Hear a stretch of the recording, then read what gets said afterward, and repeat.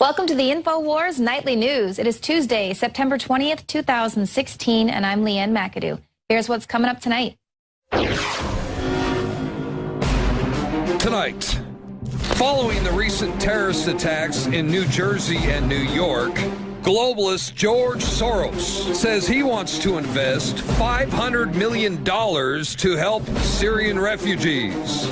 Meanwhile, Hillary Clinton says she will welcome Muslim refugees with open arms if she becomes president. Then, former U.S. President and head of the CIA, George Bush Sr., says he's voting for his daughter-in-law, Hillary Clinton. Plus, CNN, the Clinton News Network, strikes again, this time editing Donald Trump out of context to push his Islamophobic narrative to the brainwashed masses. All that plus much more up next on the INFOWARS Nightly News.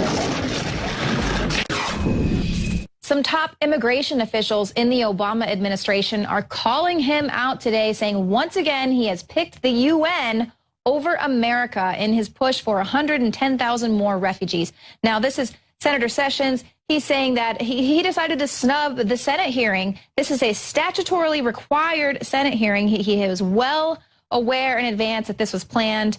It was planned for the refugee admissions program in fiscal year 2017. They want to go ahead and talk about this. The American people deserve to know. But what does Obama want to do? He wants to go huddle in New York with the United Nations refugee proponents.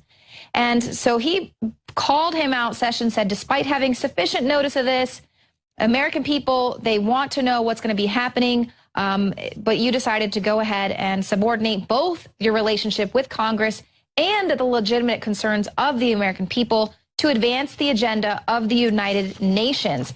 And of course, part of that agenda, as we can see, George Soros is here with his hands in it.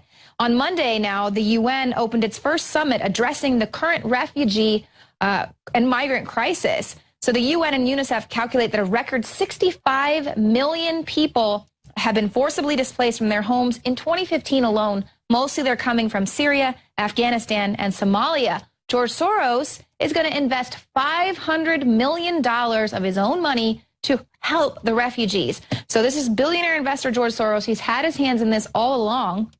But now he has pledged another $500 million. Once these refugees get on to their host communities, he's going to invest in startups, established companies, social impact initiatives, and businesses started by migrants and refugees. These investments are intended to be successful, but our primary focus is to create products and services that truly benefit migrants and their host communities. So here we are, problem, reaction, solution, create this crisis, and now he's going to invest in all sorts of companies that are going to take over the landscape of whatever countries these people are being brought into, much like they're going to bring Syrians in to reshape Detroit. Forget about the people who have been living below poverty level in Detroit for quite some time, begging for some assistance. They don't even care about you. You're just going to be replaced with Syrian refugees. They're going to give them the homes, them the jobs. It's incredibly awesome. Now, take a listen to this incredibly stupid question posed to Hillary Clinton from a Bloomberg reporter.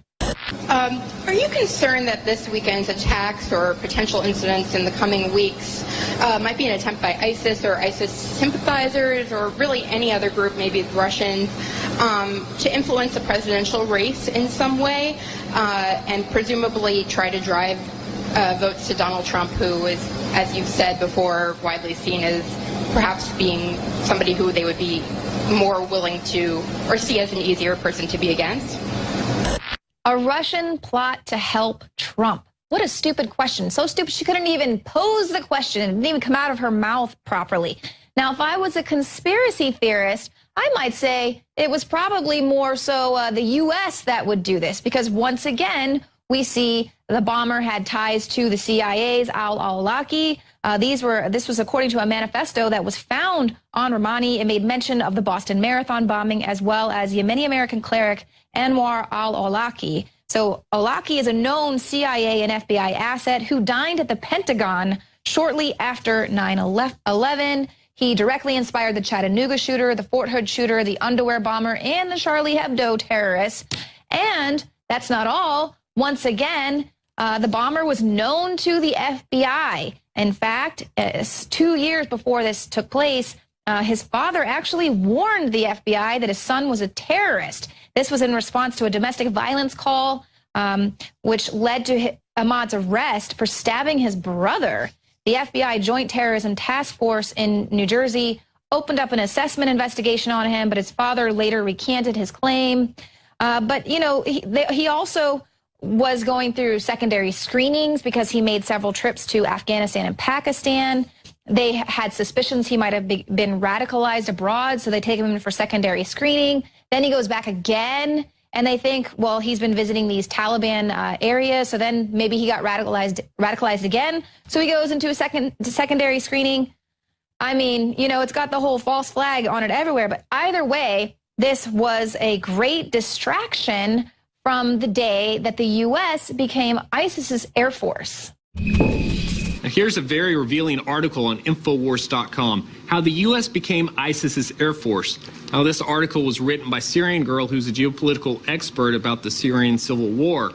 And she pointed out the recent U.S. Air Force strike on a Syrian army base that killed 80 Syrian soldiers and wounded up to 100. It occurred in a region of Syria that has always been under control by the Syrian government. It's never been under control by ISIS. So she pointed out that CENTCOM released a statement claiming that they had bombed these positions in the past, a statement which is demonstrably false. Now, we've known for the past several years the Obama administration has openly funded and armed ISIS. And we saw in 2012 the leaked Pentagon document that pointed out the West, particularly the State Department under Hillary Clinton, was supporting ISIS, which was al-Qaeda of Iraq and Syria at the time, in its proxy war against Syria and, by extension, Russia. And then we also saw in 2015 President Obama signed an order to ship guns to so-called moderate Syrian rebels. But since at least 2013, the rebels in Syria have all been linked to ISIS, with several of them being interviewed by Middle Eastern reporters claiming that, yes, we've pledged allegiance to ISIS. We're working together to topple Assad. And of course, the Obama administration dropped leaflets on ISIS militants, warning them of an upcoming airstrike 45 minutes prior. So this article reveals something that we've known for quite some time. The Obama administration is openly arming and funding ISIS, and President Obama can practically be called the founder of ISIS. This is Kit Daniels with INFOWARS.com, and to find out more stories and breaking news, download the free INFOWARS Live app, available now for Android and iPhone at INFOWARS.com/app. So now the suspected New York, New Jersey bomb maker was apparently a Trump hater. So, of course, this is going to be seized upon by Hillary Clinton, who likes to say that Donald Trump's rhetoric inspires terrorism, terror attacks. But apparently, Ahmad Rahmani posted several anti-Donald Trump memes and videos about the plight of Syrian children living with military airstrikes. So, you know, perhaps he wasn't so happy with the fact that the U.S. became ISIS's Air Force in Syria just the day before. But, of course, Hillary Clinton is going to say that this is just further proof that Donald Trump incites terror attacks. But it's actually kind of interesting because the terrorists don't like Donald Trump and they like Hillary Clinton, much like Omar Mateen's father, who was seen sitting behind Hillary Clinton at one of her rallies, like smiling the entire time, saying, yay, Hillary is great for America. Also, like Mr. New World Order himself, George H.W. Bush, he is actually going to buck his party's presidential nominee and vote for Hillary Clinton. This is according to a member of the Kennedy family who said, you know, George H.W. Bush is going to vote for Clinton because she's going to get it done. That New World Order agenda that these families have been planning, Clinton is going to be the one to get it done. CNN is going to make sure of that because they are all in alignment with pushing this propaganda. Here's some more deceptive editing we can tell you about. So they falsely quoted Donald Trump during a Monday evening broadcast. He's literally speaking on the screen and saying what Israel has done an unbelievable job. They'll profile. They see somebody suspicious, they'll profile. They take that and they'll take that person in. Well, as he's saying these words, underneath the quote that ran underneath the header, Trump says racial profiling will stop terror. But Trump never said the words racial in relation to profiling. The same thing happened later with Bill O'Reilly on the topic. He didn't use the word racial at all whatsoever. So this is just the type of programming that we can see coming out of CNN, because this term, racial profiling, is a major hot topic right now with all the killings and this anti-police activity going on around the country. This racial profiling, it's a weaponized word. It's a hot button. And that is why CNN is deceptively editing it to program people to hate Donald Trump. But I want to give a kudos to all the citizen journalists that are out there. Now, Reddit users appeared to uncover this 2-year-old post from Hillary's IT guy there on Reddit. He was asking, how to wipe the server. Well, now the House panel is actually going to be looking into that Reddit post about Clinton's email server. So good job, guys. We win again. A terrorist attack expected in October. This article up on INFOWARS.com. A Princeton professor, he told CNN, expect an October surprise heading the election, a national security crisis to unfold in the coming weeks, and people are going to have to adjust their campaigns to deal with it. Of course, he's talking about Clinton and Trump. He's saying that bad actors, politicians wanting to sway the election, the electorate their way, are going to plan an attack. This is what he told CNN.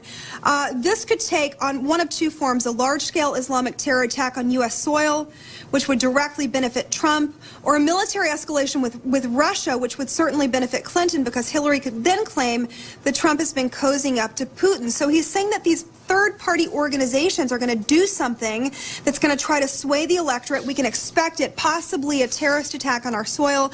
This news coming as one globalist throws his support behind Hillary Clinton. George H.W., of course, that's who I'm talking about. He's saying, look, he's 92 years old. He's going to support Clinton. There's a shocker right there. The globalist uniting again for Clinton, anti-Trump. He joins another voice that's anti-Trump. The New York City bomber, Ahmed Khan Rouhani. He's saying that he's anti-Trump. He has a long social media presence online, bashing Trump and his supporters. And he's joining Bush in the support for Clinton. That's the presumption, because if you're anti-Trump, the presumption is that you're pro-Clinton. This news coming as Obama is visiting the UN, pushing that global economy. It's good to know that the globalists and the terrorists are all supporting Clinton, at least online. We've got this article up. I encourage you also to take a look at our new app, INFOWARS.com. You can download it for free on your iTunes App Store. I'm Margaret Howell reporting for INFOWARS.com. The United Nations General Assembly in New York City spent the day painting a rosy picture around the autocratic nightmare known as Agenda 2030. In this great hall, the 2030 Agenda for Sustainable Development was adopted. With its 17 Sustainable Development Goals, the agenda is hugely ambitious.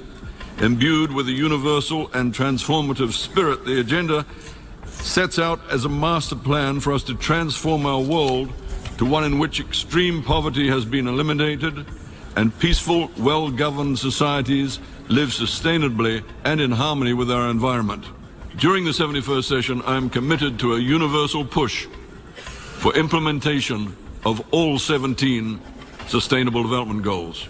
And then President Obama stepped up to the New World Order podium for his final love fest of himself as the President of the United States. As if speaking into the vacuum of space, Obama lectured the international body of globalist banking pawns with half-truths and grandiose ideas, still promising big things after 8 years of diligently checking off the multinational corporations' to-do list at the expense of any real hope or change benefiting the citizens of the United States. We have made international institutions like the World Bank and the International Monetary Fund more representative, while establishing a framework to protect our planet from the ravages of climate change.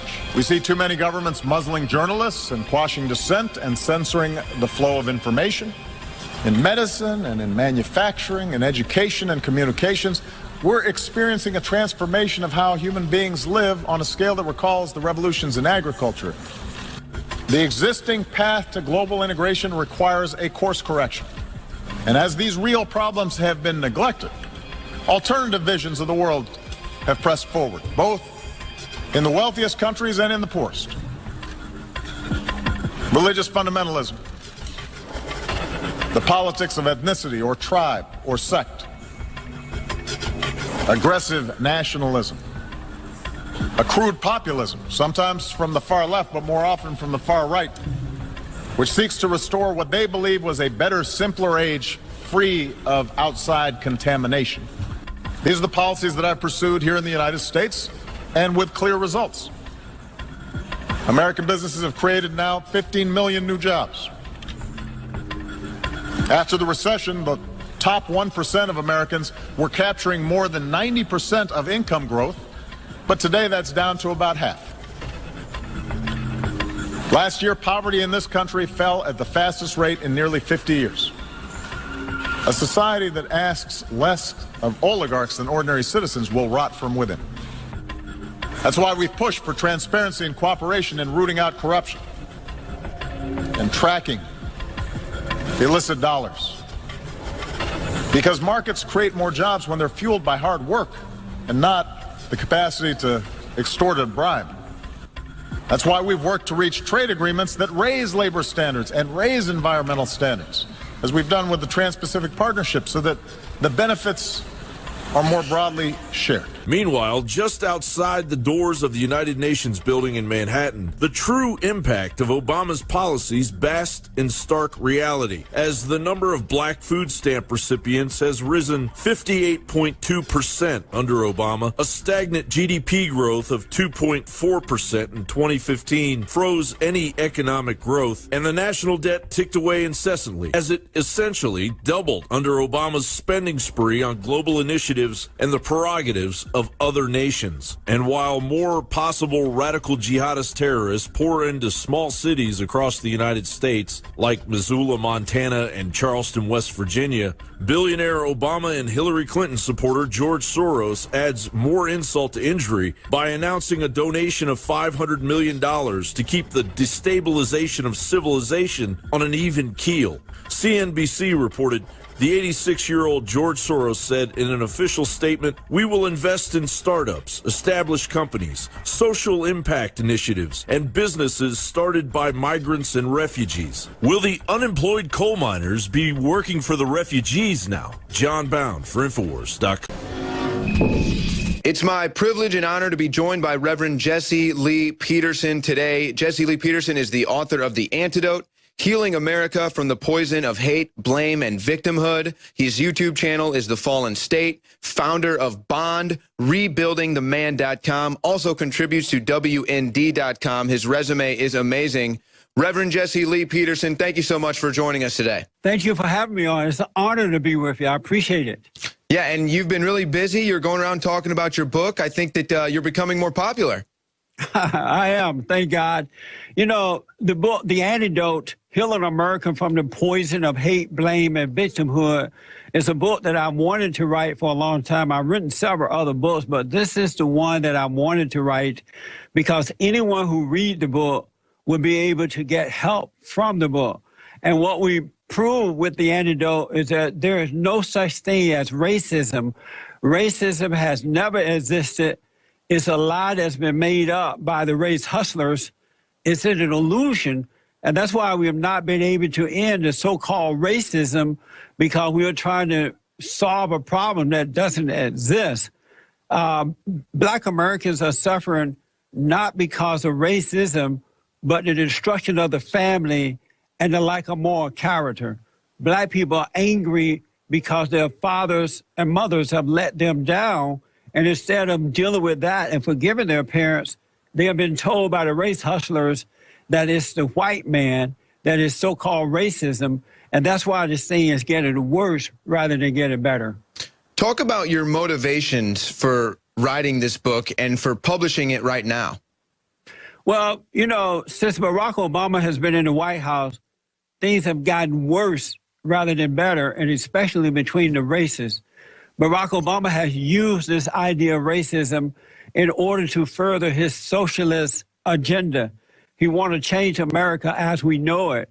And so he is blamed white police officers. He blamed white people. He's oftentimes talking about the so-called Jim Crow era when none of that exists. And what I've noticed is that even the younger black kids are angry now at white Americans. We have seen it by way of the knockout games.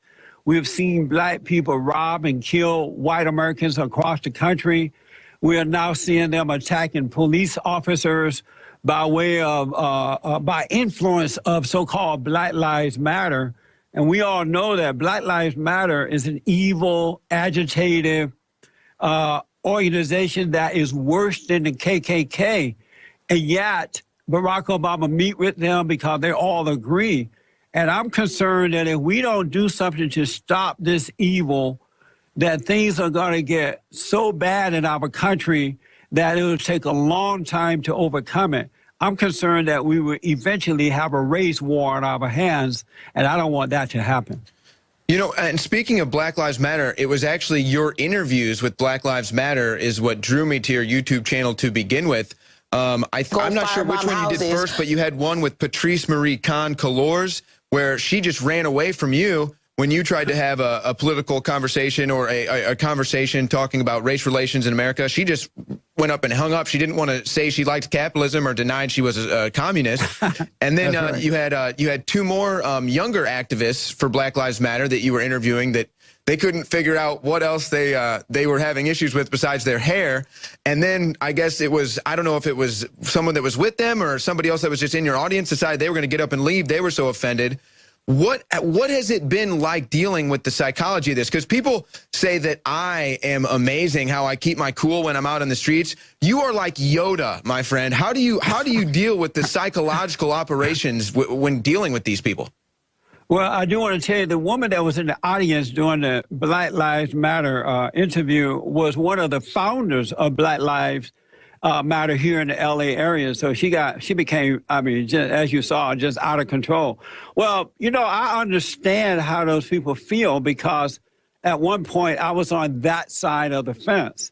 I had anger in my heart, but, and for a long time I thought it was against white Americans because when I moved to California from LA, when I moved to California from Alabama, I was told by the black preachers and Jesse Jackson and Louis Farrakhan and others that it was the white man trying to hold me down because I'm black.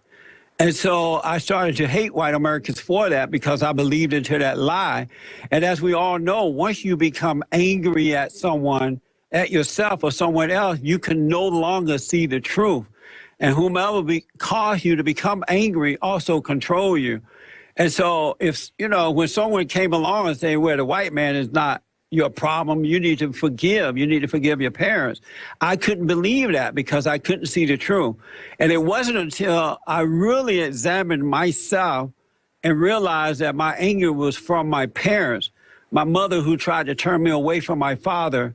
And I had this yearning for my dad. You know, there was a void in my life, an emptiness, and it was for my father. And it wasn't until I was able to reconnect with him that I was fulfilled. And then I dropped the anger by forgiving them, that I was able to see that it has never been the white man. It has never been racism. It was this anger I had toward my failing parents. And so when I deal with these people, I understand that they cannot see. They are angry at the failing of their parents, and then they're mad at the white man because the race hustlers have told them that the white man is trying to keep them down. So when they call me names, when they call me Uncle Tom and they hang up on me, I don't take it personally because I realize that they cannot see what they're doing. And I know that your website, rebuildingtheman.com, is dedicated towards trying to fix those issues. But getting back to the interviews you did, I'm curious, what was the experience like for you off the air, off the set? Because there was a time there where you were communicating with your audience. You were like, hey, I'm sorry. I thought this would be a stimulating conversation. I can't get anything out of them. They took that personally, but I understood where you were coming from. What was it like off the air? Were they ever hostile to you after? Were they nice to you before? Were they open-minded? And then it just everything went bad off when you were on the air? What was the experience like off air? Well, when they first came in to get ready for the interview, they were very nice. You know, they were talking and laughing and playing around. And then once we got on the set and I started to interview them, asking them serious questions, they became upset because they are not accustomed to black people not going along with them. They want you to blame it on white folks. They want you to blame it on someone else.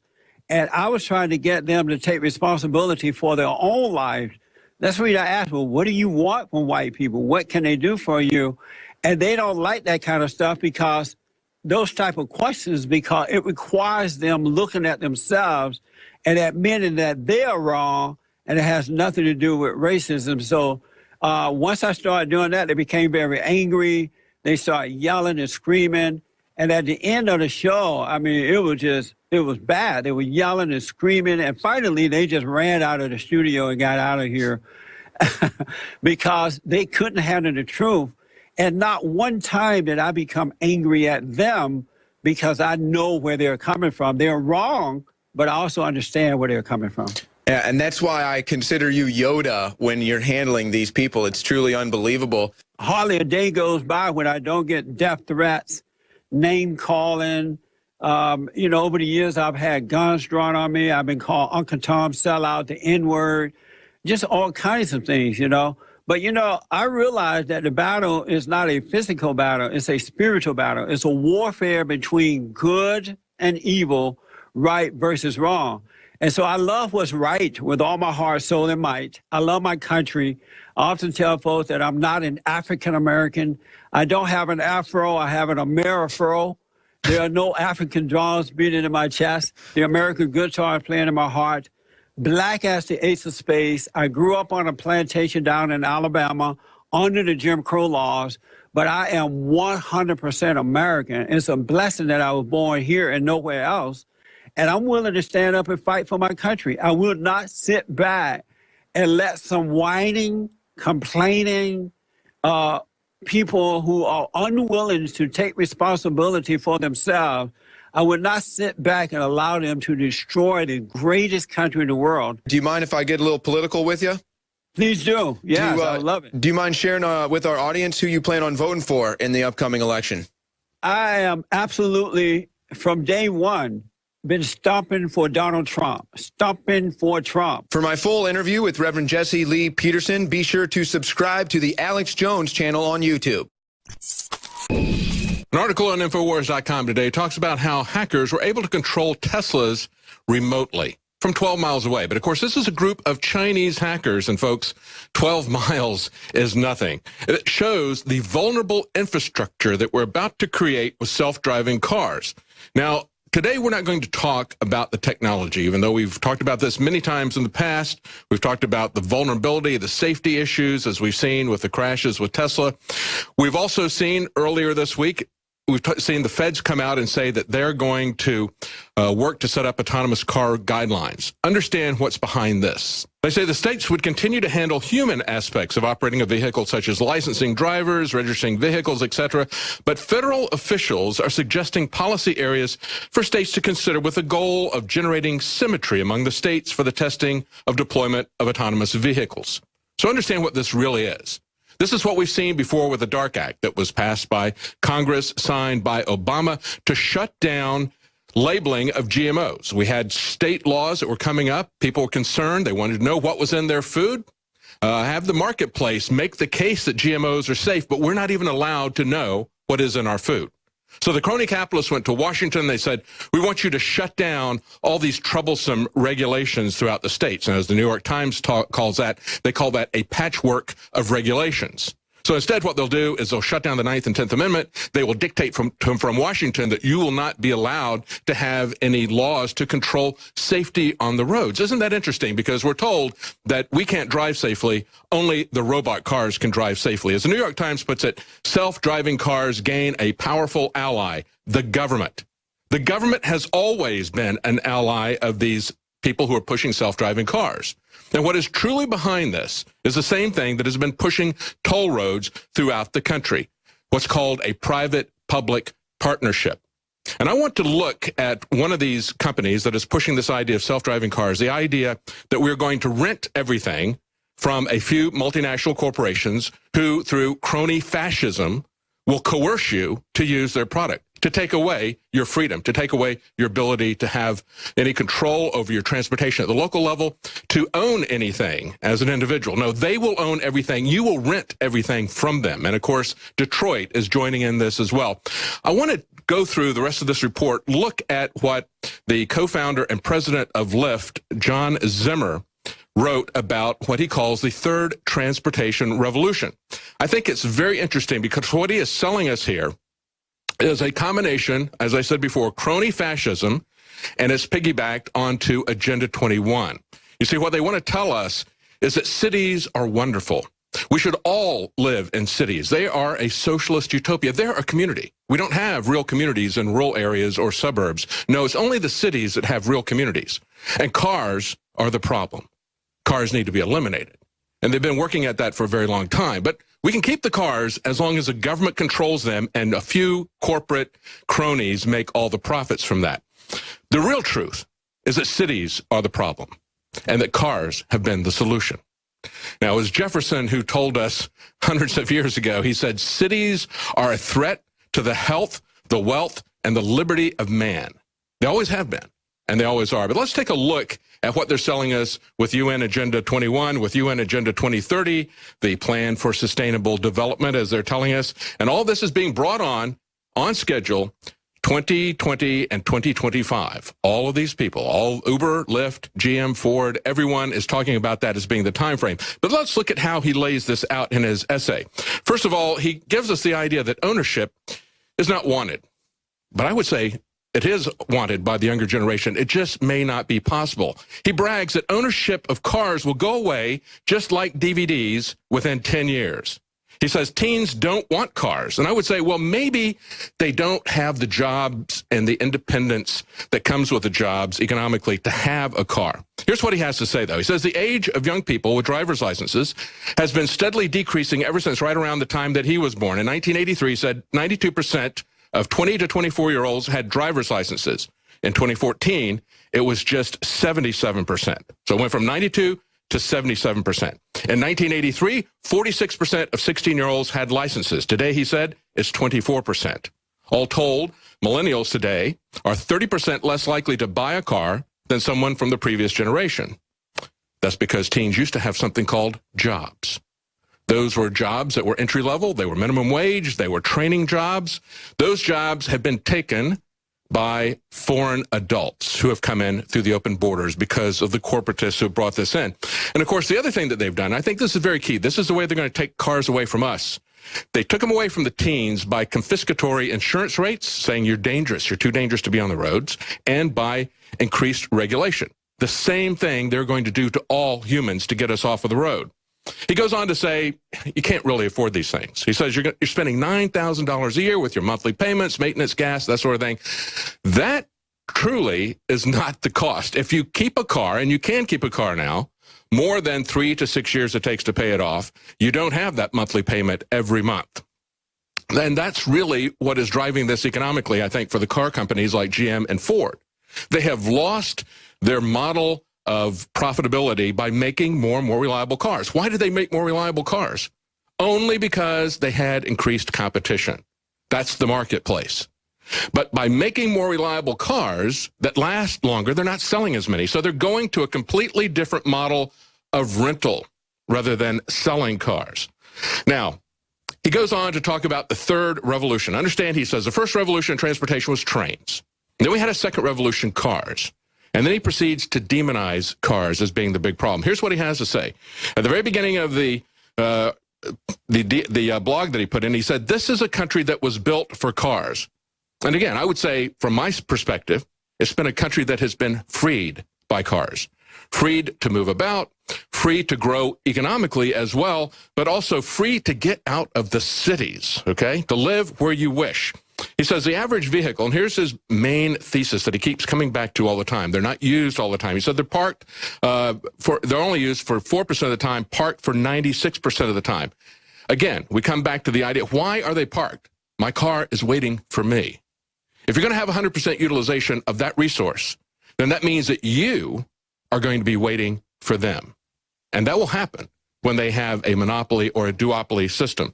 The other thing he points out is he says the second transportation revolution caused communities to spread farther and farther apart, which made having constant access to a car increasingly necessary, resulting in even more cars that needed even more space. The point, though, is that decentralization is not a bug, as he puts it out there, a problem that needs to be fixed. It is a solution to the cities. His utopian version of the way cities used to be, a revisionist historical position on cities, he paints them this way. He says, streets used to be where children could play. They used to be a place for shopping, where you could stop at a cart on the way home to pick up everything from dinner ingredients to shoes for your family. People spent a lot of time outside on the street, making friends, seeing neighbors, and living their lives within a true community.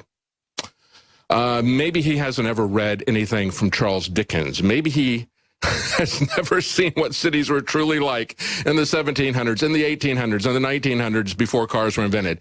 You know, I'm not just calling bullshit on this, I'm calling horse shit. And let me tell you, when we go back and we look at what was really going on, look at the great manure crisis of 1894, okay? By the late 1800s, large cities all around the world were drowning in horse manure. In order for these cities to function, cities like New York had a population of 100,000 horses that produced about 2.5 million pounds of manure a day and 100,000 gallons of urine per day.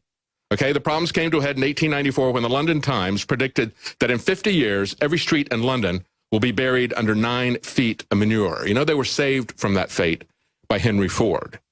And he not only gave us cars to move about freely, to move and to spread out communities, what they call sprawl, what we call new suburbs, but he also created an engine of economic growth. Finally, what he says is the model is a hotel. He says you wouldn't want a hotel that is only utilized 4% of the time. Again, going back to his parking analogy. What he is selling you, understand, is that you should give up your home, that you should live in a hotel that is controlled by the government, that is owned by somebody like him, and you give up your house. That is the end game. That is UN Agenda 21, where the rest of the country is locked off to you, and you are locked into the cities. For INFOWARS.com, I'm David Knight.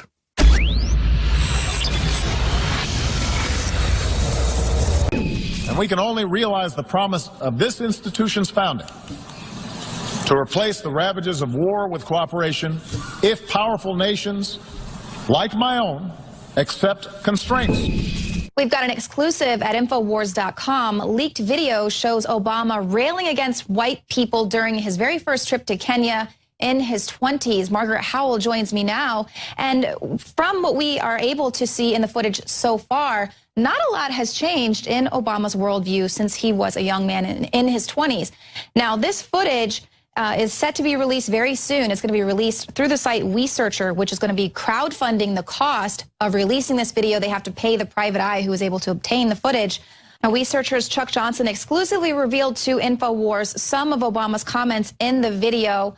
He says at one point he talks about being deeply saddened by a sense that whites are still superior in this country, going on to talk about basically just white privilege. And you can see how his psychology and his worldview hasn't really changed that much. Now, like I said, this footage is going to be released exclusively to INFOWARS.com as soon as they're able to raise the costs to pay the private eye who has acquired this footage. But Margaret, it's pretty telling.